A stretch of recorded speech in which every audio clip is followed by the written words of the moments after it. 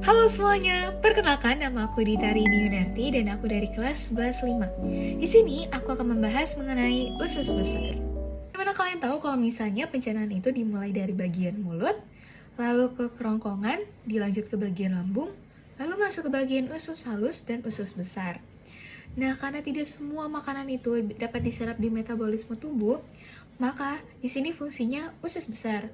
Jadi kayak ileum yang ada di usus halus itu akan diserap kembali di bagian usus besar.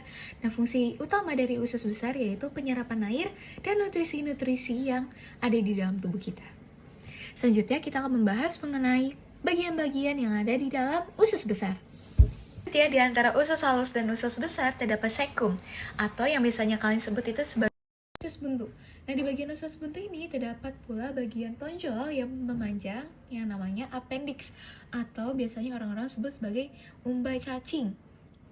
Nah, umbai cacing ini terdapat banyak sekali bakteri-bakteri yang baik untuk proses pembusukan yang ada di dalam usus besar. Nah, selain itu, umbai cacing ini terdapat sel darah putih yang berfungsi untuk imunitas di dalam tubuh kita. Nah, kalau misalnya operasi usus buntu, apanya sih yang dipotong? Umbai cacingnya jawabannya. Jadi kalau misalnya kalian nggak punya umbai cacing, sebenarnya nggak ada masalahnya. Tapi emang pencernaan kalian tuh jadi lebih sensitif, makanya hati-hati dalam memilih makanan ya. Kita masuk ke bagian colon ascendens. Nah, colon ascendens merupakan bagian awal dari usus besar yang dimana bentuknya itu memanjang dari sekum menuju ke atas. Nah, colon ascendens itu yang dimana nutrisi yang belum diserap di usus halus akan diserap kembali. Fungsi utama dari colon ascendens yaitu untuk memadatkan cairan sisa makanan untuk menjadi lebih padat lagi.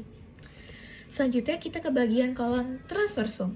Nah, colon transversum sendiri itu bentuknya memanjang ataupun mendatar dari sisi rongga kiri perut hingga sisi kanan rongga perut. Dan fungsi utama dari colon transversum sendiri yaitu untuk menyerap air dan nutrisi ataupun cairan sisa makanan yang ada di dalam tubuh kita dan akhirnya menjadi tinja. Selanjutnya kita ke bagian colon descendens. Nah, di sini colon descendens bentuknya yaitu memanjang di bagian usus besar kita dan fungsi utamanya yaitu tempat penampungan sementara cairan sisa makanan ataupun yang sudah berubah menjadi tinja sebelum akhirnya berlanjut ke bagian colon sigmoid. Kalian pernah kan kayak merasakan, aduh sakit perut sebelum mengeluarkan air besar? Dan itu terjadi di colon sigmoid. Jadi bentuk colon sigmoid yaitu berbentuknya di bawah colon descendens dan bentuknya seperti huruf S. Jadi fungsi utama dari colon sigmoid yaitu untuk menekankan tinja ataupun feses untuk menuju ke bagian rektum. Dan kita ke bagian rektum. Jadi fungsi utama dari rektum yaitu untuk tempat penampungan semua feses-feses kita sebelum akhirnya dikeluarkan melalui anus. Dan sinyal yang ada di rektum akan dikirim ke otak sehingga otak tuh menerima, oh udah saatnya nih kita mengeluarkan feses gitu. Dan di rektum sendiri terdapat refleks gastrokolik yang dimana dia itu dilakukan secara sadar sehingga otot tuh mau untuk berkontraksi untuk mengeluarkan feses ke bagian anus gitu. Dan kita ke bagian anus. Nah, di bagian anus itu fungsinya untuk mengeluarkan feses-feses kita.